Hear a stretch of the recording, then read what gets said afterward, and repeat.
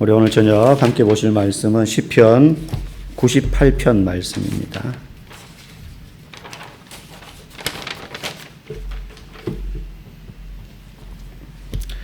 구약성경 874페이지 시편 98편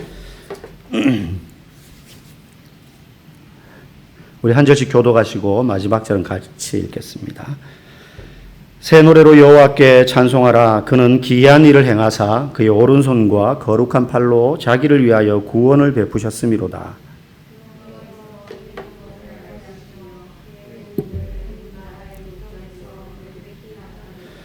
그가 이스라엘의 집에 베푸신 인자와 성실을 기억하셨으므로 땅끝까지 이르는 모든 것이 우리 하나님의 구원을 보았도다.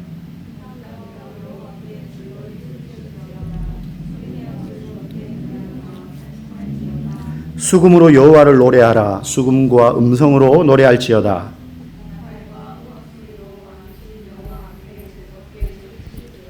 바다와 거기 충만한 것과 세계와 그 중에 거주하는 자는 다 외칠지어다.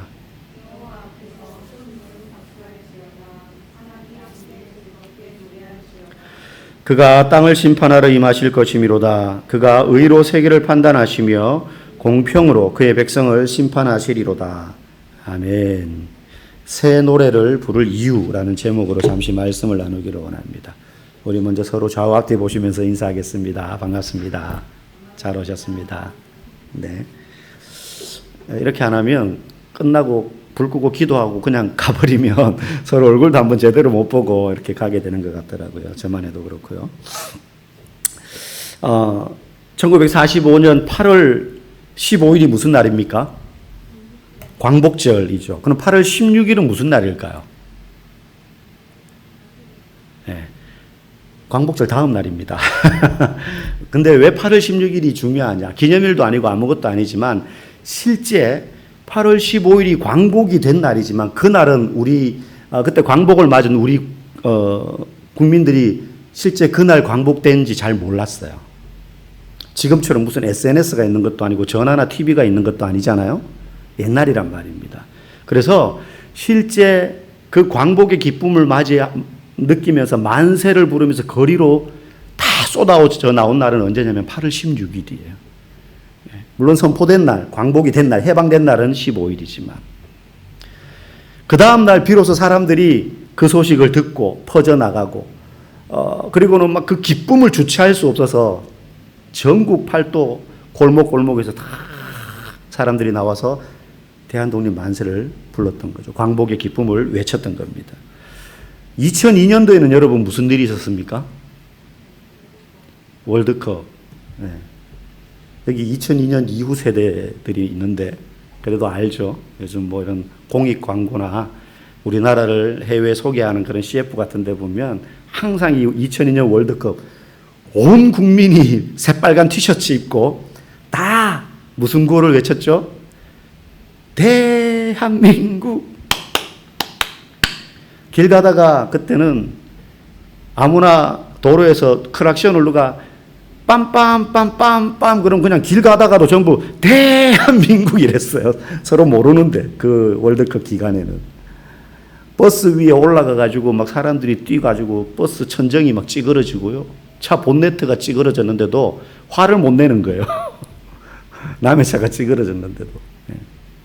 너무 기뻐서 광복의 기쁨을 맞이하면서 8월 16일 날 뛰쳐나와서 대한독립 만세를 질렀던 사람들이나 2002년 월드컵 때 한 경기 우리나라가 이길 때마다 그냥 밤중에 온 거리로 쏟아져 나와가지고 만 명, 몇십만 명, 몇백만 명 전국적으로 뭐 1000만 명 이상이 모여가지고 곳곳에서 응원을 하면서 목이 터져라 대한민국 짝짝짝짝 외쳤던 그 기쁨의 함성과 외침은 사실 아무도 막을 수가 없습니다. 하지마 너무 시끄러워 하는 사람도 없었지만 그렇게 한다고 해서 그걸 막을 수가 없어요. 왜? 이 속에서부터 끌어올라오는 기쁨이 있기 때문이에요. 단순히 뭐 내가 일이 잘 풀려서 기쁘다. 하하하 기쁘다. 이거하고는 비교가 안 되는 그야말로 온 국민이 외치는 기쁨의 대합창 같은 것이었죠. 그런데 오늘 우리가 읽은 시편 98편도 굳이 제목을 붙이자면 하나의 노래인데 기쁨의 대합창이. 기쁨의 대합창. 그런데 월드컵에서 우리가 승리해서 기뻐서 외치는 것도 아니고, 굳이 비유하자면 해방을 맞이한 우리 민족의 기쁨과 좀 유사할 수는 있습니다. 왜냐하면 하나님이 우리의 구원자가 되신다, 하나님이 우리를 구원하셨다라는 그 사실을 깨달음으로 터져나오는 기쁨의 찬양인 거예요. 그런데 이게 오늘 우리가 자세히 읽어보면 알겠지만, 설교를 들으면 알겠지만, 와 하면서 대한민국 만세, 뭐 대한민국 이렇게 소리를 외치는 장면도 나오고요. 그리고는 막 노래하는 것도 나옵니다. 노래하는 것도 나와요. 우리도 그때 월드컵 때 뭐 이렇게 노래 반복되는, 그죠? 응원가 막 부르고 했었잖아요. 오늘 찬양도 그런 노래도 나오고 고함 소리도 나와요. 왜 이렇게 노래를 부르느냐? 특별히 오늘 본문에는 그 하나님의 구원을 느끼고 깨달으면서 외치는 노래를 새 노래라고 이야기합니다. 새 노래. 오늘 1절 한번 읽어볼까요? 시작. 새 노래로 여호와께 찬송하라. 그는 기이한 일을 행하사. 여기서 새 노래라는 말은 새로운 멜로디, 신곡 이런 의미가 아니라 하나님의 은혜로 구원받은 새 사람이 부르는 노래다는 거예요. 노래가 새로워서 새 노래가 아니라 새로 된 사람이 부르는 노래이기 때문에 그 노래가 새 노래라는 거예요. 똑같은 노래라도 누가 부르냐에 따라 가지고 그게 헛노래가 되기도 하고 새 노래가 되기도 합니다. 원래 있던 노래인데도 누가 부르냐에 따라서 달라질 수 있다는 거예요. 그럼 왜 지금 새 노래를 부르는가? 우리가 기이한 일을 행하사 거기까지 읽었지만 그 뒷부분에 보면 그의 오른손과 거룩한 팔로 자기를 위하여 구원을 베푸셨습니다. 하나님이 자신의 영광을 위하여 우리에게 구원을 베푸셨다는 거예요. 그의 오른손과 거룩한 팔, 그 말은 능력을 말하는 겁니다. 하나님이 능력으로 우리를 구원하셨기 때문에 그래서 우리가 새 노래로 하나님을 찬송해야 된다. 새 노래를 부를 이유가 뭐냐? 그분이 우리를 구원하셨기 때문이라는 거예요. 그러니까 우리가 일상에서 찬양할 때 근본적으로 찬양하는 이유가 뭐냐? 하나님, 내가 이런 삶에 문제가 있었는데 간절히 기도했더니만 하나님이 응답해서 문제를 해결해 주셨어요. 기쁘죠? 찬양할 수 있습니다. 아팠는데 하나님께서 참 수술도 잘 받게 하시고 완치도 잘하게 하셔서 건강이 회복되었어요. 그럼 기뻐서 찬양할 수 있겠죠. 그런데 그런 것도 찬양의 제목이 될 수 있겠지만 오늘 본문에서 말하는 찬양하는 이유가 뭐예요? 그런 내 삶에 일어난 어떤 사건들 때문이 아니라, 어떤 문제가 해결되었기 때문이 아니라 하나님이 나를 구원하셨기 때문에, 하나님이 나를 죄인에서 의인으로, 죽은 자에서 생명 있는 산자로 구원하셨기 때문에 그 일 때문에 하나님을 새 노래로 찬양하라는 거예요. 다른 아무 이유가 없어도 이 이유 하나만으로도 사실 우리는 평생 하나님을 찬양할 이유로 충분합니다. 그 말은 우리가 찬양할 수 없을 만한 어려움과 형편과 환경에 있을 때에도, 어떤 문제가 닥쳤다든지 내 몸에 고난이 생겼다든지 심각한 고민거리가 생겨서 괴로울 때에도, 그럴 때는 지금 내가 너무 힘든데 무슨 찬양이 나오냐가 아니라, 그럴 때에도 하나님이 그 거룩한 팔과 오른손으로 나를 구원하신 그 구원하신 은혜 때문에라도 환경과 상관없이 찬양할 이유로서 충분하다라는 거죠. 그래서 그 은혜로 구원받은 자는 언제든지 부르는 그 노래는 새 노래라는 거예요. 새 노래라는 거죠. 이게 우리가 새 노래로 찬양해야 될 중요한 이유라는 거예요.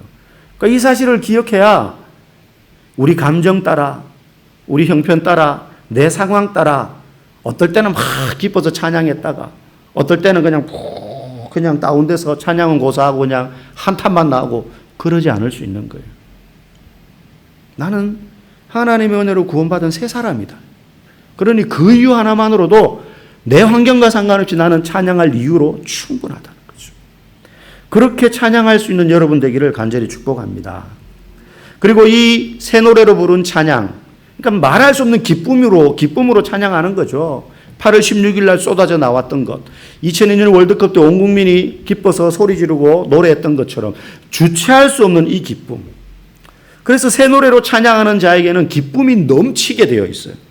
오늘 4절 말씀 한번 읽어보겠습니다. 온 땅이여 여호와께 즐거이 소리칠지어다. 소리내어 지어다. 아멘. 여기 보니까 즐거이 소리칠지어다. 소리칠지어다. 소리내어 즐겁게 노래하며 소리치다라는 말이 나와요.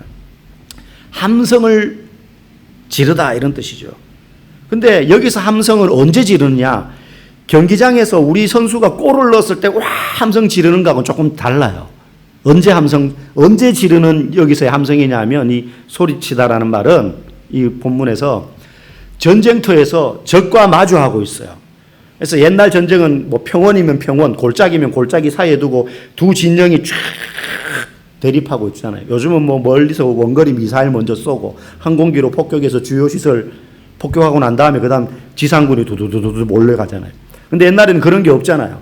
그러니까 그냥 맞붙는 거예요. 그냥 일렬로 쫙 서가지고 척척척척 점점 다가가다가 칼로 베고 창으로 찌를 거리가 되면 그때 붙는데 그러기 전에 꼭 하는 게 있어요. 서서 기선제압을 하는 거예요. 어떻게? 함성을 지르는 겁니다.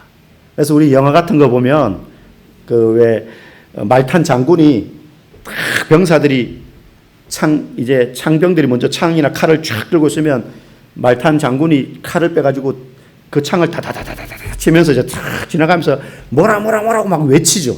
뭐예요? 사기를 돋우는 거 아닙니까? 우리 조국과 집에 있는 우리 아내와 우리 자식들을 지키자 뭐 어쩌고 저쩌고 하면서 막 그 원기를 돋우면서 돌격 앞으로 그러면 그냥 뛰어나가는 게 아니고 와 하면서 뛰어나간다고요. 순간 사기가 확 올라가는 거죠. 그러니까 상대방 기를 죽이기 위해서. 그때 외치는 함성이 오늘 본문의 소리치다 이거예요.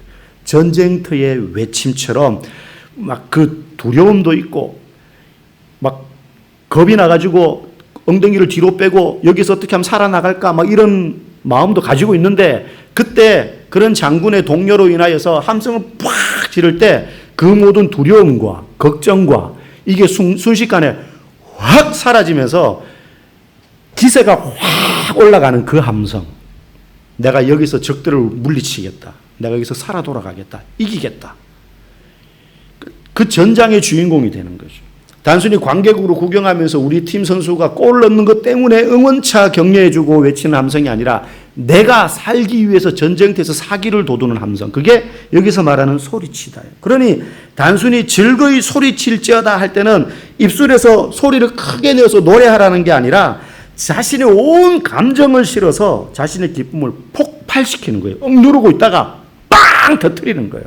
와 이게 아니고 목숨을 걸고 그 전장에서 외치는 군사들의 함성처럼 그런 자세로 여호와께 즐거이 외치라는 거예요. 외치라는 거예요. 농도가 다르죠. 농도가 다릅니다. 그러면서 우리가 아까도 읽었지만 5절 6절에 보면 단순히 그렇게 외칠 뿐만 아니라 수금을 동원해서 나팔을 불고 호각 소리를 내면서 가용할 수 있는 모든 악기를 동원한다는 거예요. 지금은 뭐 악기들이 더 많죠. 자신이 가지고 있는 모든 것을 총동원해서 기쁨을 표현하라는 거예요. 언제? 여호와를 찬양할 때. 여호와를 찬양할 때. 그래서 우리는 예배 시간에 아까처럼 찬양할 때 그 시간에 그저 그냥 곡조 따라서 이렇게 부르는 게 아니라 내가 표현할 수 있는 모든 표현 방법대로 내가 동원할 수 있는 모든 감정 표현을 다 동원해서 내 온 마음을 다하여서 온 힘을 다하여서 그 기쁨과 감사를 표현해야 그게 찬양이 되는 거예요. 그게 찬양이 되는 거예요. 그냥 이게 아닙니다. 이게 아닙니다. 2002년 월드컵 때처럼 광복의 그날처럼 우리가 받은 구원이 진짜라고 믿는 사람이라면 그 기쁨은 가만히 있을 수가 없도록 만들어요. 그래서 우리가 찬양도 예배 시간 아닙니까? 예배를 준비하는 시간이 아니란 말이죠. 찬양도 예배입니다. 그래서 그렇게 찬양할 때 그 예배를 하나님이 받으시는 거예요. 받으시는 거예요.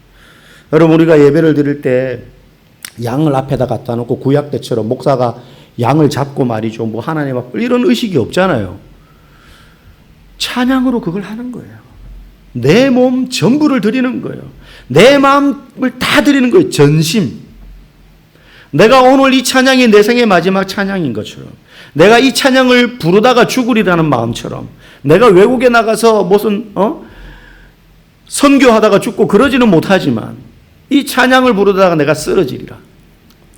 제가 대학생 때 이제 저희 신학교 옆에 있는 인근 학교에서 요즘은 그렇게 안 하지만 그때는 이제 그 경배와 찬양이라고 올레션스 뮤직팀이라고 오늘의 교회에서 하는 경배와 찬양팀 굉장히 이제 전국적으로 순회 찬양 집회를 많이 다녔습니다. 요즘 밴드들이 많지만은 그 찬양팀이 내려와서 거기서 집회를 한다는 거예요. 그래가지고 저랑 친구들이랑 우해서 갔어요. 그래서 운동장에 모여가지고 막 무대 세팅해놓고 막 찬양해요. 옛날 찬양이죠. 온 땅과 만민들아 이런 찬양이에요. 막 부르는데 갑자기 먹구름이 확 끼는 거예요. 그러더니 소나기가 오는데 우리 어저께인가요? 잠깐 폭우 왔잖아요. 그렇게 비가 쏟아지는 거예요. 보슬보슬 오면 그냥 맞으면서 하는데 폭우가 쏟아지는 거예요. 그래서 급히 이제 준비했던 비닐로 무대 위에 악기 같은 건 덮었어요, 막. 근데 우리는 밑에 운동장에 있잖아요. 흙이 흙구장이었어요. 폭우가 쏟아지니까 그 운동장이 바로 그냥 물바다가 되고 진흙탕이 된 거예요. 우리 어떻게 합니까? 비 그거 다 맞으면서 찬양하는 거예요. 폭우 속에서. 온 땅과 만민들아 주의 음성 듣고 모두 기뻐하라. 근데 빗물이 와 들어오는 거지. 그러거나 말거나 그러면서 찬양하는 거예요. 온 마음을 다해. 그렇게 2시간을 찬양 집회를 그때 이제 했었던 기억이 납니다. 즐거이 소리칠지어다. 전장터에서 군인들이 죽음의 두려움을 앞에 두고 와 함성을 지르는 그 순간 그 모든 두려움을 다 떨쳐내는 그 사기를 올리는 함성을 터뜨리는 것처럼 참고 있다가 그와 같이 폭발시키는 소리로 온 마음을 다해 우리의 생명을 걸고 하는 찬양, 그런 찬양이 되기를 간절히 소망합니다. 마지막 3번째로 우리가 살펴볼 것은요, 이 기쁨은 우리만 기뻐하며 부르는 찬양이 아니라 온 세상이 함께하는 것이라는 거예요. 우리 7절 말씀 한번 읽어볼까요?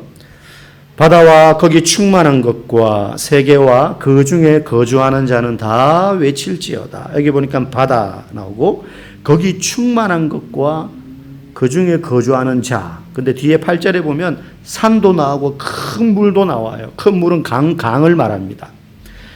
바다, 산, 강, 자연 만물도 찬양하라는 거예요.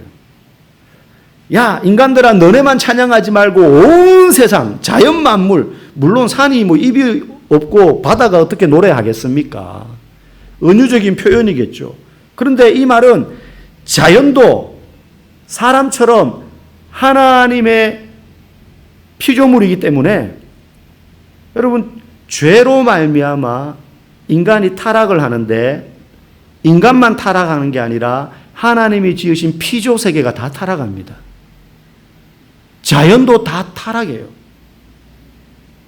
그래서 이 자연도 황폐화되는 거예요. 그전에는 어떻게 했습니까? 일하지 않아도 땅에서 풍족한 소산을 냈어요. 그런데 인간의 죄로 말미암아 저주를 받음으로 인간이 땀 흘려서 개간하지 않으면 씨앗 하나 안 트는 거예요. 척박한 땅이 되는 겁니다. 그게 황폐화된 것이고 자연도 타락한 거예요. 그래서 땀 흘리지 않고 손발이 부르트지 않으면 먹을 수 없어요. 우리가 지금 땀 흘려 일해서 먹고 사는 것 아닙니까? 사람만 타락한 게 아니라 자연도 그렇게 됐어요. 오존층이 파괴되었어요. 바다와 강이 기름으로 덮이고 온 세상이 플라스틱 투성이입니다. 태평양 깊은 바다에서 잡아올린 거북이의 몸에 플라스틱 빨대가 꼽혀있어 그거 빼내는 장면 같은 거 보신 적이 있잖아요. 그래서 예수님이 오셔서 우리를 구원하실 때에는 사람만 구원하시는 것이 아니라 이 세상의 모든 것들이 회복되기 시작했다는 것을 의미해요. 그래서 그리스도인이 더욱더 자연 환경 보호하는 데 신경을 써야 되는 의미가 거기에 있어요. 그래서 예수님이 다시 재림하실 때 우리의 구원이 완성될 뿐만 아니라 이 세상의 모든 산과 바다와 강과 하늘들이 완전히 창조 당시의 그 피조 환경으로 다시 회복되는 것인 줄 믿습니다. 그렇게 회복될 거예요. 그래서 오늘 본문에도 자연 만물도 하나님의 구원을 기쁨으로 찬양하라는 겁니다. 사람으로 비유하자면. 오늘 시편 98편은 우리에게 이렇게 물어요. 당신은 기쁨으로 지금 찬양하고 있는가? 기쁨으로 찬양하는데 어느 정도의 밀도 깊은 기쁨으로 찬양하고 있는가? 진짜로 예수님의 구원을 경험한 자라면 새 노래로 불러야 되는 것입니다. 그 기쁨은 억지로 짜내는 게 아니라 그분이 하신 기이한 일들에 대한 자연스러운 반응인 거예요. 2021년에 미국 아카데미 시상식에서 코다라는 영화가 작품상을 수상합니다. 우리나라에도 그 다음에 이제 개봉이 되긴 했는데요. 뭐 이렇게 많이 알려지지만 보통 이제 뭐 블록버스터나 재미있는 영화는 인기가 있지만 작품상 영화 이런 건 잘 흥행은 안 되니까 모르고 다 지나가는데 이 코다라는 영화는 드라마입니다. 그러니까 아빠도 농아, 말을 못해요. 엄마도 농아, 오빠도 농아예요. 근데 그 집의 유일한 딸인 루비라는 애가 정상인이에요. 그 집 식구 중에 얘만 말을 할 줄 알아요. 정상이에요.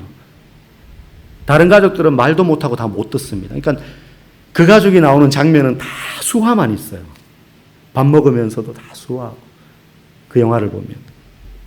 그런데 이 루비는 음악을 듣고 노래하는 걸 너무 좋아하는 거예요. 근데 문제는 이 가족들이 얘 노래를 한 번도 들어본 적이 없어요. 앞에서 아무리 노래를 불러도 무슨 노래인지 몰라요. 우여곡절 끝에 가족의 반대에도 무릅쓰고 합창단에 들어갑니다. 학교 합창단에. 그래서 연습하고 난 다음에 이제 음악회에 서게 돼요. 무대 위에 섭니다. 이제 교직원들, 학생들 또 그 무대에 선 학생들의 가족들이 쫙 와가지고 이제 음악회 구경을 하는데 가족들은 이 딸 루비가 어떤 노래를 부르는지 어떻게 부르는지 전혀 모르는 상태에 이렇게 앉아 있는 거예요. 부르면서 이 딸이 중간중간에 이제 수화를 자기 혼자 막 섞어요. 부모님 보라고.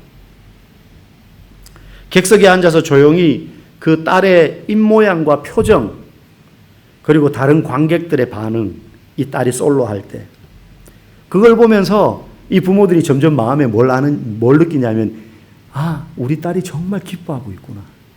그리고 이 가족의 마음도 점점 기쁨으로 충만해지는 거예요. 공연이 끝나고 난 다음에 관객들이 일어나가지고 막 기립박수를 보냅니다. 물론 이 가족은 그 박수 소리도 못 들어요. 그런데 공연이 끝나고 난 다음에 이 가족이 이렇게 말해요. 우리 딸이 정말 멋진 일을 해냈구나. 비록 안 들리지만, 못 듣지만, 자기 딸이 너무 즐거워하고 기뻐하며 노래한다는 걸 느낀 거예요. 반대했었지만. 여러분, 우리가 하나님을 찬양할 때 우리가 노래를 잘하느냐 못하느냐는 중요치 않습니다. 우리가 하나님의 그 구원에 감격해서 하는 노래라면 그게 잘 들리지 않는 노래일지라도 서툰 노래라 할지라도 그 구원을 확신하며 우리의 환경과 여건과 상관없이 새 노래로 우리가 노래를 한다면 하나님은 그런 우리의 모습을 보면서 말할 수 없는 기쁨을 느끼실 거예요. 말할 수 없는 감격을 느끼실 거예요. 우리가 뭔가 대단한 걸 하나님 앞에 드리지 않더라도 그 찬양하는 새 노래로 찬양하는 모습 보고 하나님은 우리를 너무 기뻐하실 거란 말이죠. 우리식으로 표현하면 사랑스러워하시고 예뻐하실 거란 말이에요. 야, 우리 아들, 우리 딸 너무 멋지다. 너무 멋지다. 여러분 혹시 찬양이 그냥 그저 그런 찬양으로 다가오십니까? 그저 흥얼거리는 시간 정도로 혹시 느껴지지 않습니까? 여러분 우리의 찬양이 예수 그리스도의 구원에 감격하여 부르는 새 노래가 되기를 원합니다. 내가 받은 그 구원의 감격과 기쁨이 우리 안에서 다시 묵상되고 회복되어서 그 구원받은 자의 기쁨을 전장에 선 군사들이 폭발하듯이 목숨을 걸고 두려움을 떨쳐내기 위하여 함성을 지름으로 사기를 올리는 것처럼 저와 여러분 모두가 그렇게 새 노래로 하나님 앞에 우리의 모든 것을 다 드리며 찬양하시는 복된 성도들 되기를 간절히 축복합니다.